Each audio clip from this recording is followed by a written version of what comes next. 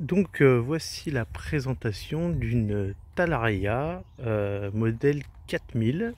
Qu'est-ce que c'est? C'est un mix entre un VTT et un dirt bike au niveau de son format. Donc ça fait à peu près 65 kg. C'est motorisé, c'est alimenté par une batterie de 60 volts et 45 ampères.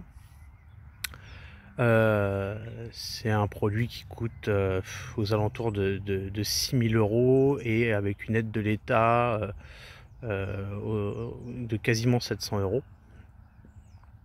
Donc là, elle est quasiment d'origine, hormis donc un kit décoration Martin Graphics, les jantes et les pneus optionnels en 17 pouces, donc typé super motard, car actuellement les chemins sont tellement impraticables et on prendrait vraiment pas de plaisir. Donc j'ai préféré monter ces pneus et jantes en attendant de pouvoir en profiter pleinement dans les chemins adaptés pour. En parlant d'adapter, alors comment ça fonctionne, qu'est-ce que ça donne, parce que la grande question elle est là. Alors l'autonomie, on peut parcourir dans la configuration actuelle, c'est-à-dire en version super motard et sur route en mettant des grands coups de gaz pendant très longtemps et de façon continue, on va avoir à peu près une cinquantaine de kilomètres d'autonomie. Évidemment, c'est pas pour ça qu'on achète ça. Elle n'est pas faite pour ça. C'est un petit véhicule off-road qui est prévu dans sa configuration d'origine pour aller jouer dans les singles ou sur des pistes de dirt ou petits terrains de motocross. Voilà, ou faire de l'enduro plutôt engagé. Voilà, c'est à ça que ça sert. C'est pour ça qu'elle est le mieux faite en fait. Vous allez avoir une autonomie après dans ces parcours-là, pareil aux alentours de 60, une soixantaine de kilomètres. 60 voire même 70 selon selon les pneus, selon la démultiplication, le poids du pilote. Il y a quand même beaucoup de paramètres qui rentrent en ligne de compte. Voilà.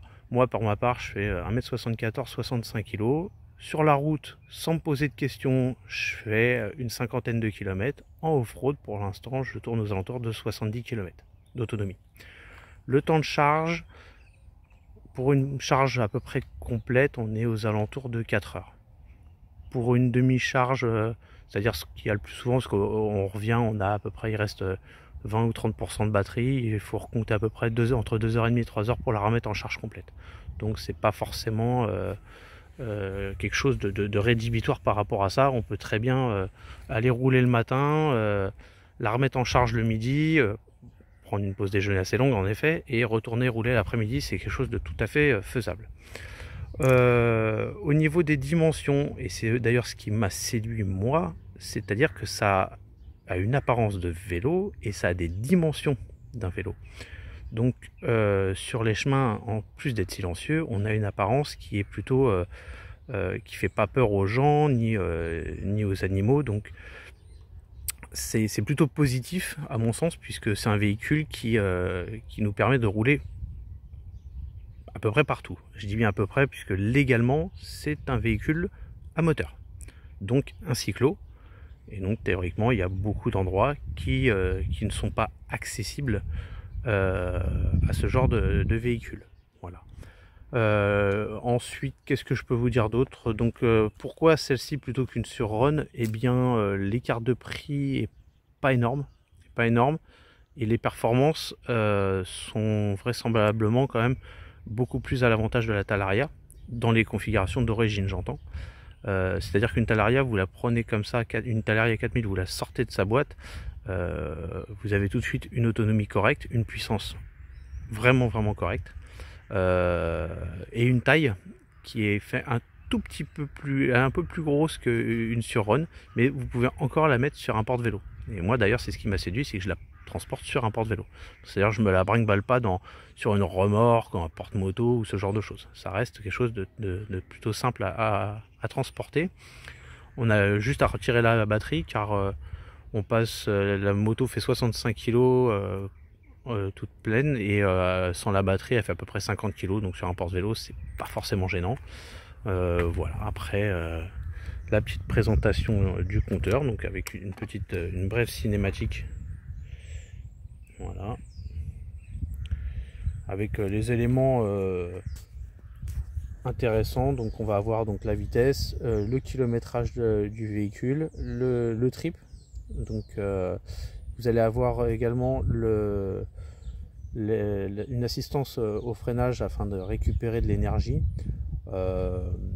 Ça fonctionne. Vous avez quatre modes pour ce genre de choses.